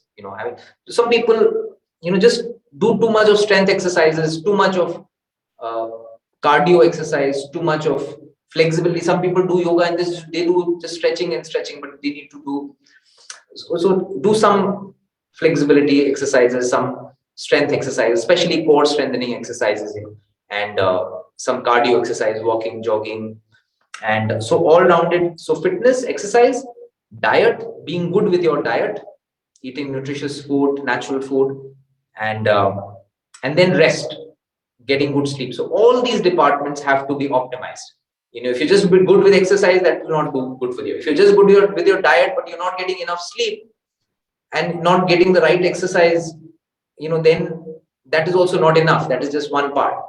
So it has to be, all three have to be, and to the exercise, add also some mind centering, some breathing exercises, to that, grounding exercise. These, in this day and age, we need a lot more of grounding, and connect with nature, going outdoors, doing breathing exercises. And one thing we'll try to touch upon is, so one I've said about is, making your breathing better, in stretching your inhalation, stretching your exhalation, holding your breath. Then the other is just observing your breath. That is one of the most advanced meditations and very important practices of grounding, is just to being aware of your breathing. And it's not easy. It again takes a lot of practice to, just while relaxing, just observing your breathing, observing the movement of your stomach with your breathing. Your breathing is going on, and there is a rhythm to your breathing. That rhythm keeps changing. To be aware of that will put you in a more powerful situation in every situation. That you're getting anxious, something is fearful, then you watch your breathing, and that itself will, just watching the breathing will start making the breathing slower and deeper, and that will in turn will calm your mind and will have an effect on your endocrine system and your thyroid gland and the healing of your body. So any kind of healing, being able to breathe deeply and being able to observe the breath, has a, say you have a lower back spasm and everything, and you just lie down and you just watch your breath, and just, and so that, and breath awareness is also something to practice. When you're happy, observe your peace, at peace, observe your breath. When you're anxious, observe your breath, and try to notice how your breathing changes. So yeah, that is something. And anything else? Have I addressed all the questions? Yeah, someone had raised his hand. Yes, Dr. Nat. Dr. Nat, you are muted. I was just thinking that, since we are going to be running out of time, practically, Yeah. Maybe, one of the things that you could help us is, how do we connect all these things to this inner life journey, to this question of who am I, and, how do I then, use this in the service of the community, those kind of questions which are related to inner life journey, who am I question, things like that, whatever you are sharing. Because some of the things that you are sharing now is really helpful in terms of practical aspects. But if you could also share that, the philosophical, spiritual aspects. Right. So, like Dr. Nat said, these kind of things are important for the practical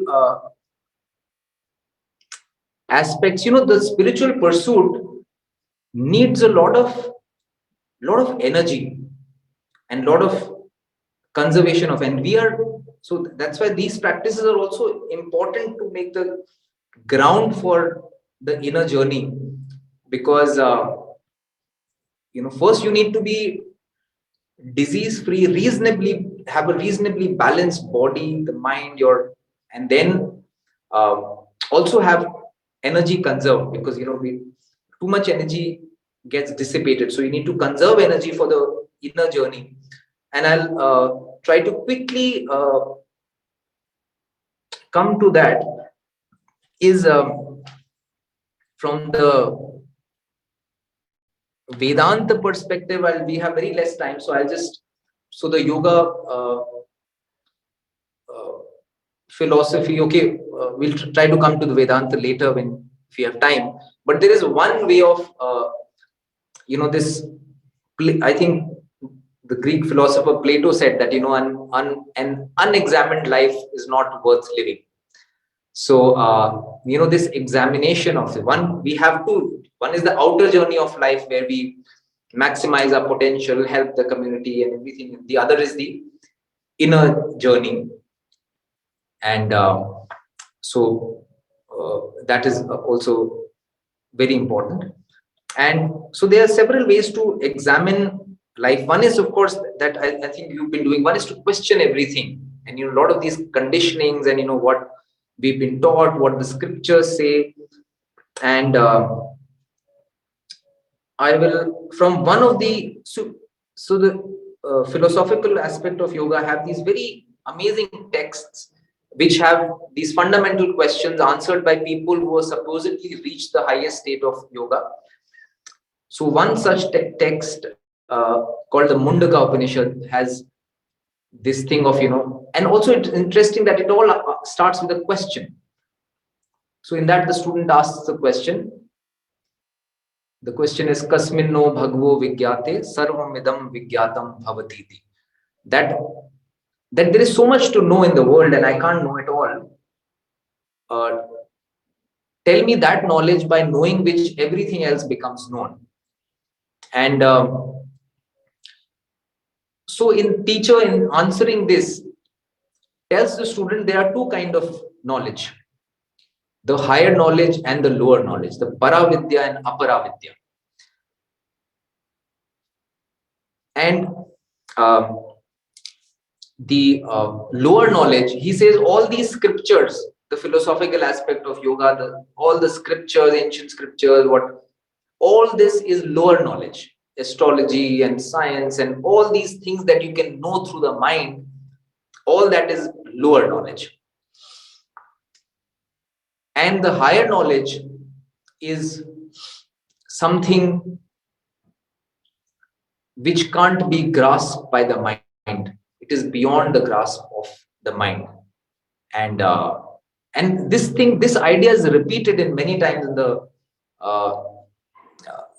philosophical yoga scriptures, that that you can't, one would feel that the yoga of knowledge must have to do something with understanding, grasping concepts, but it's repeatedly also said that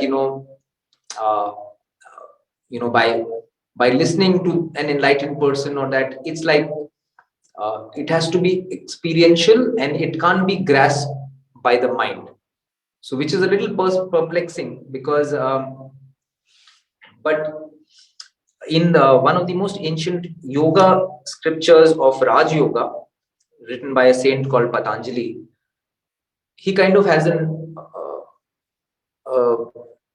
answer to that. He says, so he calls yoga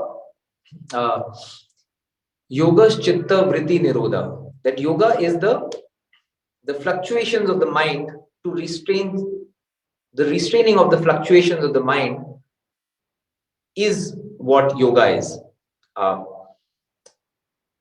Then he says, tada drashtu swarupe vasthanam, when the mind is absolutely calm and tranquil, then one sees one's true nature. So whereas the whole philosophical scriptures are saying, even the Greek philosophers, that there is more to what we see in the world. There is the apparent world, and then there is the reality behind the appearances, which is what we have to, our true nature. We think we are the body with the mind, but our true nature is something beyond or something more than this body and the mind. So once we realize our true nature, and then we will be at the state of peace. So here, Patanjali, this saint who wrote the Yoga Sutras, the laws of yoga, he says that when your mind is absolutely tranquil, that is when you will be able to see your true self. The true self will be revealed to you when the mind is absolutely calm and tranquil.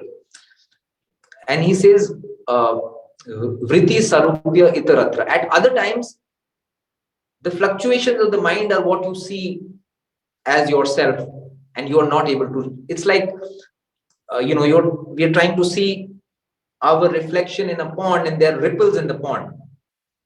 When the ripple cease and it's clear, then you are able to see clearly that the fluctuations of the mind prevent us from seeing clearly our true nature. So that is, so again it comes to, so he brings it to the importance of meditation and breathing, working with your breath, being able to these practices, the importance of these to make a conducive ground for the mind to become still, in order to so that is also as important as reading, exploring, thinking, introspection, contemplation. That has its own place, but being able to be still and meditate and breathe, that has its own place. And so we'll quickly, since we're working on who am I, we just quickly go through the very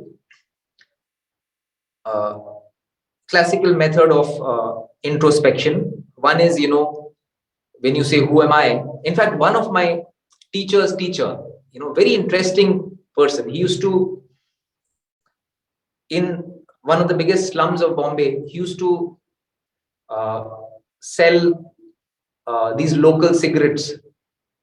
Okay, but he had this lot of in a quest, like wanting to know. And there was one sage who was passing by. He said, teach me something.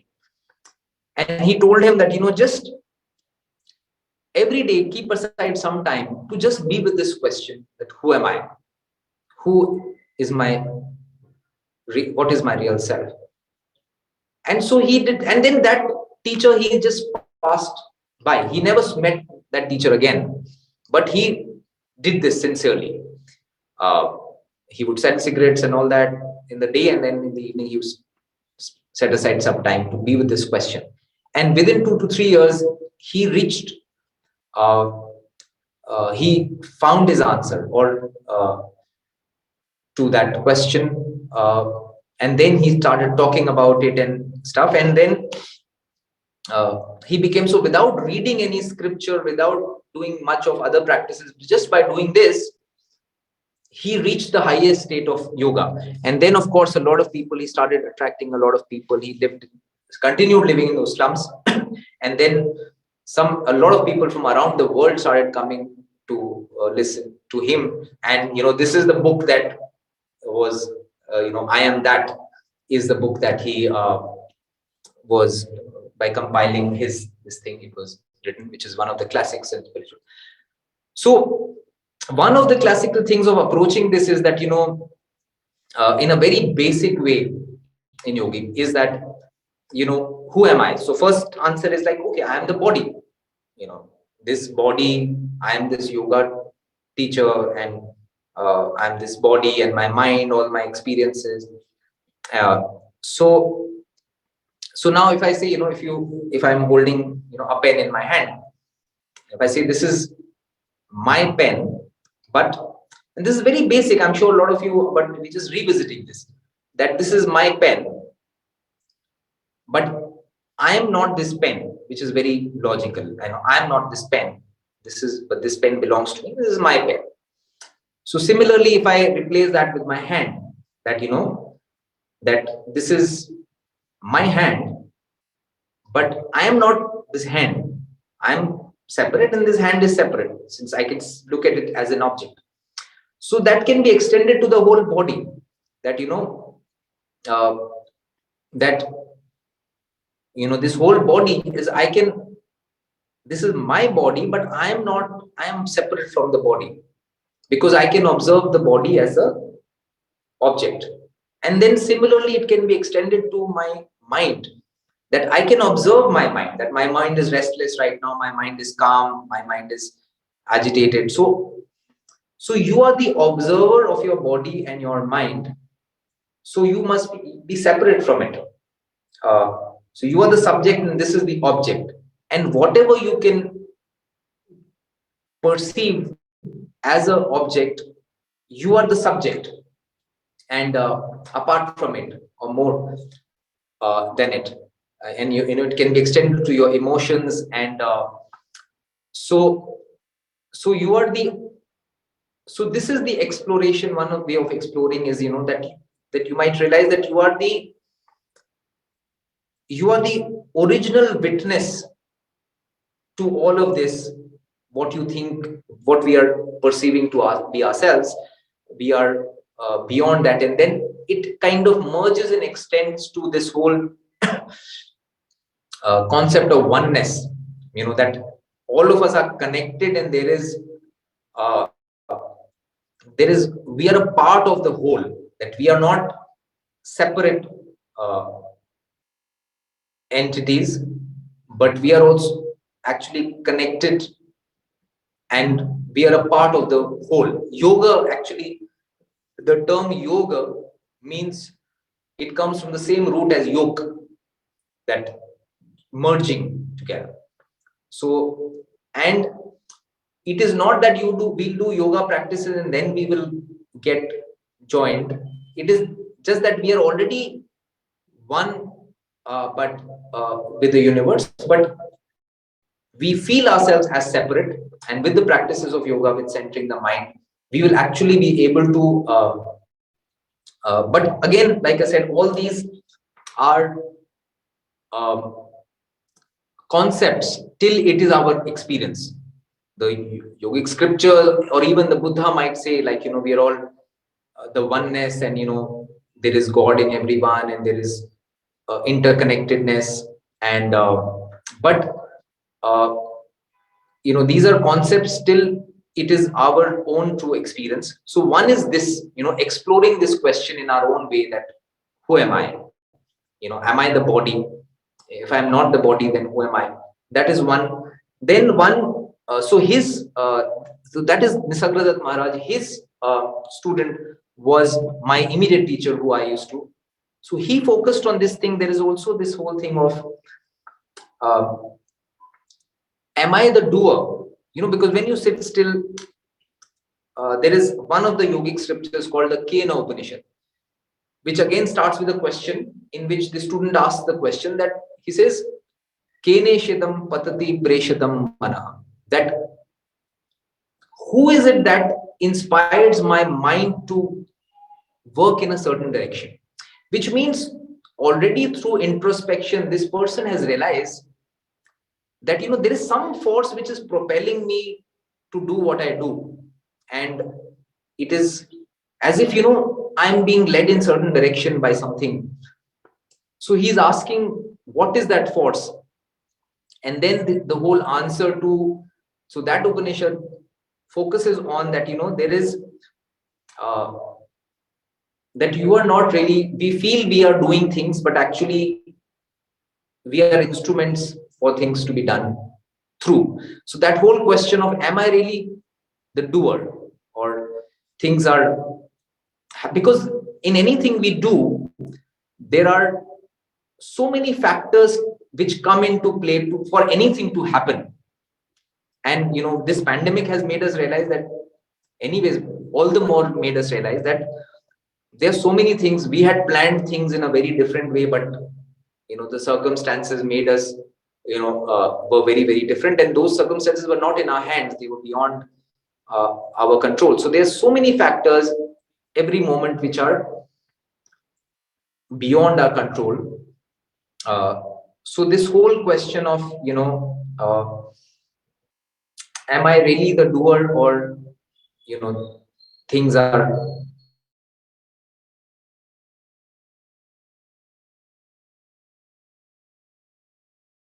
the Buddha also is supposed to have said that, you know, events happen, deeds are done, but there is no individual doer. And so, you know, so these are all things to be explored on our inner journey, to kind of, then also, if we are not really the doer, then this whole thing of having pride in having, since it's the Gandhi-Mandela thing, so Gandhi's one of his favorite songs which used to be every day was Vaishnava Janato Tene Kahiye Peed Parai Jane. That such a person is a true spiritual person who can see the pain of others. But then the song goes on to say, but in helping others, that mind doesn't know any pride. Not taking, we are helping people, but at the same time, while extending help, not having an iota of pride in doing that. So that so anyways, touching upon coming back to this whole thing of service, since Dr. Nat mentioned that many of us are involved in a lot of humanitarian activities. So seeing service as a way of karma yoga, selfless service without any pride associated with it. And so these are, I know, very rough thoughts I am sharing. But one other thing that I find on this journey is more than the scriptures and the preachings, a lot of amazing things are expressed in poetry, because it is said that the self-realization and the spiritual truths cannot really be put in words, because it is something beyond the mind. But poetry is a beautiful way to explore more. Certain amazing poets have written amazing poetry on these things, and I find those very useful to kind of because poetry can point to somewhere which can't be grasped in simple words. So I personally like be it Khalil Gibran or Mirza Ghalib or Kabir. So there are a lot of poets who put these things very beautifully. But anyway, so I'm just thrown certain thoughts in you, and I've particularly mentioned this whole who am I and am I the doer, because on my personal journey I have found a lot of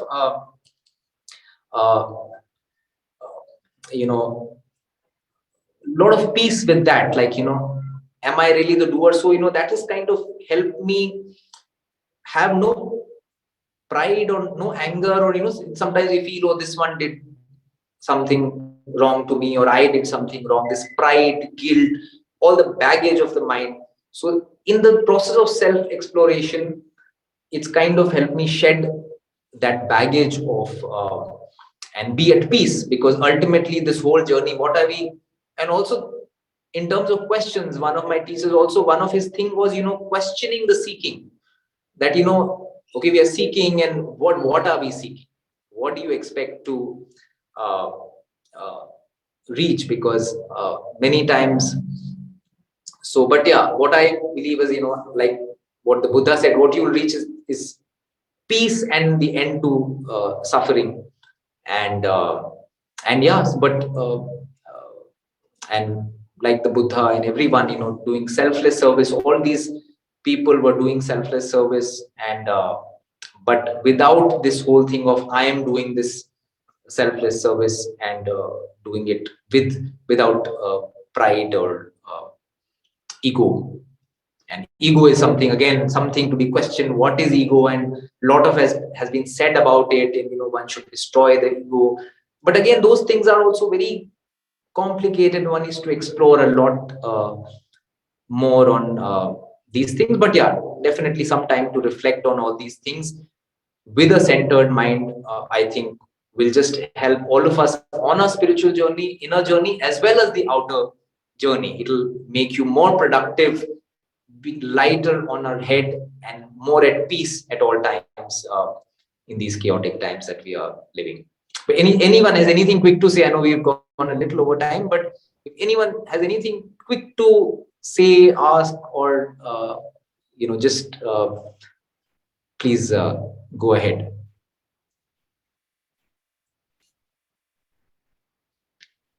And also later, Dr. Nat, if you all want to have more like a yoga kind of a session or something in which we do some practices, you come in your comfortable clothes and do that. We can try and do that also. Okay. I think we'll close. I think they may be having other things on their program on Sunday. So we will close here. I think we will call you back again because you have touched on a number of things. One thing is on the practical side, the practices that you shared, and particularly the idea of breathing. I think these things are very, very crucial for this journey we are taking. So I think we will call you back with their interest. It's not my interest. They, as I've always suggested that they decide who they want to talk to in their own journey, and then I will make some attempt to connect. So if you're okay with it, we will try to reach out to you again, and not only talk on the practices, but even this thinking you're sharing about who is the doer. That is one of the things that I have been also trying to share with them. A course on conscience and compassion, I don't have to do all these things. I mean, the people I work with, we don't have to do all this. We just can, there are hundreds of books and thousands of theses on compassion. You can just teach that and they, okay, now we have taught you compassion. Now you're a BSc graduate. But that is not the way in which you have to experience how you go out to work when you work with people. You need to experience that idea of what is this conscience and what is this compassion you're talking about. And so when you say who is the doer, you do without pride, you reach out. The reaching out is completely different. In whatever way you're doing your work in the social space, I think that's very much in what we are discussing, and we will be discussing in the next 4 months. So I think thank you so much for bringing that back. Yesterday we had a discussion on Zen.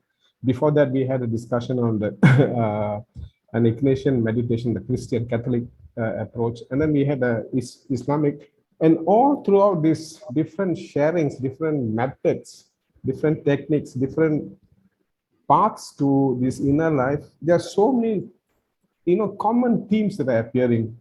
Being interconnected is something that has been appearing. Destroying the ego is one that has been appearing throughout. In the sharing of whether it's the Muslim idea of jihad, to this whole idea of extinguishing the ego in Zen. So many things are connecting up, and you just shared something there. Without that, without the pride, without the idea who's the doer, I think this points to a particular way of experiencing and living a compassionate life. I think that is something which is very, very pertinent to this program. And thank you so much for sharing that. And I hope that we can call you back. We have something called the Living Library. The Living Library will have people like you, not older people who have a lot of experiences.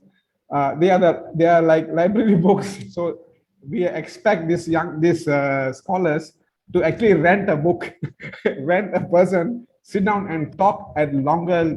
This is now a particular scheduled kind of learning encounter, but that library connection is where they can engage with you in a different way. So completely, and it is up to them to organize that with you, to have an arrangement with you. That is something that will happen. So when that happens, maybe your sharing will maybe deeper, maybe focus on certain things, maybe one or two. I do not know. It's up to them to decide it. So thank you so much, Abhishek. Thank you so much. Thank you so much, Dr. Nat. Thank you so much, everyone. I really enjoyed interacting with you all, and I would love to interact with you all again. Okay. We'll just take a few minutes, so you can excuse yourself and go rest. Thank you so much, Abhishek. Okay, all right. Have a great day, all of you. Bye. Thank you very much, sir. Thanks. Thank you, sir. You're welcome. Thank you so much. Yeah. Okay. So I hope usual song I sing. Please, please connect. You see, you begin to see because they're kept so close. You begin to see the connections, And there are certain themes which are coming very, very, very starkly, very clearly, as certain common themes are appearing in the different pathways to the inner life. And the questions, that pathway, how that questions are tied to the first four, five encounters, Who is the doer? Whose stories are we living? Are we wearing masks? Are we dying every day to become? Are we? Are we not? So those questions about getting out of the head, getting out of the head, not relating to your mind, which was one of the major this thing that started off this whole journey with Professor Jinan telling us that education, as we understand it, is a crime. Teaching is a crime. But what his message was that, it is completely colonized our mind. That we cannot, there is a whole filter in front of us that we cannot see ourselves, we cannot see our act. We're just living somebody's life, So I think these are things that are connecting. So I hope that, in the second half of April, we'll be spending a lot of more time in this rebooting self idea. How do we reboot ourselves? And that would require you to really understand what has happened, what you're going through, your experience, the physical exercises is good for you physically, but remember, the whole idea of a physical exercise is to fine-tune this instrument in order that you may serve whatever you're doing, whether it's feminism, whether it is migrant, whether it's peace, whether it's education. How do you do that service in the way in which it needs to be done? And you will have to find the way. And there's no model for that. But once you understand this way, your whole experience of your service, this whole idea of karma yoga and all these things, yoga by service. So because again, like jihad, we had a wrong idea. Popular idea of jihad is wrong. Same thing, yoga doesn't mean always action, or convoluted position. There are different yogas. And one yoga is karma yoga, which is basically service, selfless service, compassionate service. But that is such to be experienced that way, not by a notion of compassion. So those kind of things are things that will connect us. Interbeing, which Father Jojo shared. Interbeing is a very strong concept in Buddhism. Recently a person passed away, a very important Buddhist teacher, Thich Nhat Hanh. He has talked about interbeing very, very, very, very deeply. In different cultures, you have this idea of interbeing. I think in Philippines, you have this idea of interbeing in a different way. So there is a whole wisdom of interconnections. And if you listen to this lecture, this learning encounters, that is coming out strongly. When we are connected so much, your experience of compassion, your experience of the other, whether it's humans or non-humans, will change completely. So I think these are things that you need to go through in your own rebooting self. So I just hope that you will go back, refer, look at some of the materials we sent. He just talked about poetry. Yesterday when I sent you a whole reading on some of the poetry items that you can look at. Poetry is really a very, very advanced, it's a very advanced way of connecting with this realities which are not easy to connect. Science thinks that they have done a great job, but science cannot go near where poetry has gone. Poetry has gone to an area which is far more complex in the human and the natural realities. So if you look at those books, those things which I suggested, there are many more. They give you an exposure to realities which are much, much stronger, much, much deeper. And sometimes you don't have to understand, you will have that insight. It's like insight, and insight will come. You don't have to understand, oh, this is logical, this is A, this is B, this is C. No, it doesn't work like that. It just comes to you, oh, that's the way, that's why it's happening this way. It's an insight that you get. And in these books, you read the Dhammapada, you read the Knots. Knots is written by a psychiatrist, but he's questioned the whole idea of psychiatry. He is questioned by asking us, who is sick? The person inside the prison or the person outside the prison? We just have one bar crossing us. The difference between us and them, we call that mad people on the inside and the sane people on the outside. His question is, who is mad and who is sane?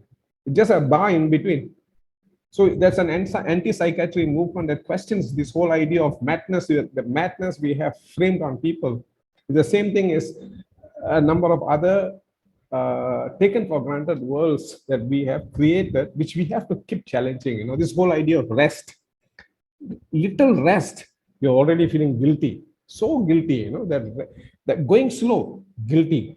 So now they have the whole idea of the slow movement, slow food, slow lives. You know, so many kinds of slowing down life. That's all. Those are things which you need to engage with as you go through this last 2 months experience and begin the process of rebooting yourself.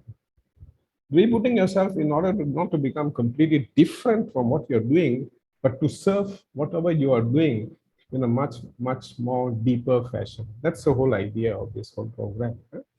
Of course, you may be different, but you know your service, your understanding will be different, very much different. You know, I've been always asking Aaron, migrant, who is a migrant? Can we really call somebody else a migrant? Human right. What is human right? When we don't respect the right of nature. Human beings are part of nature. We all are interconnected. So if we do not give nature its rights, and exploit nature, destroy nature, how are you going to talk about human rights? It's so connected. It's because of that nature destruction that we are now faced with now, and ecological and issues, ecological refugees. The whole rights of people have been destroyed because we destroy the forest, we destroy the rights of indigenous people. And you can go on. Yeah. So when we talk about rights, and we so focused on human rights that we forget that we are in the context of nature, all interconnected.